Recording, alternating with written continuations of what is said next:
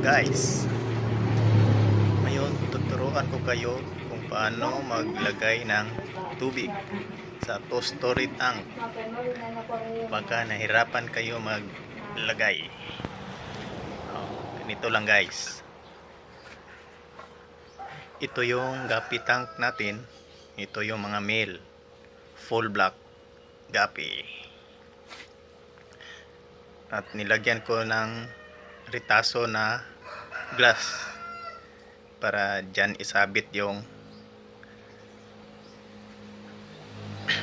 at ito yung makapal na karton, ilagay natin sa taas.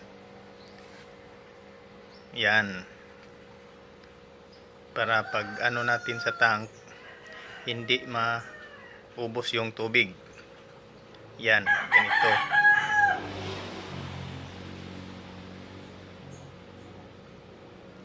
Ganyan lang. Yan. Yung tubig hindi naubos.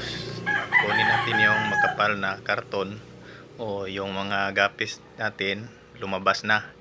Pero yung tubig hindi nakalabas. Ganito lang. Yan yung level ng tubig. Hindi lumabas yung tubig. At pwede nating lagyan ng aqua plants, Sagittaria plants. Yan, para yung leaves ng aqua plants tumaas. Yan.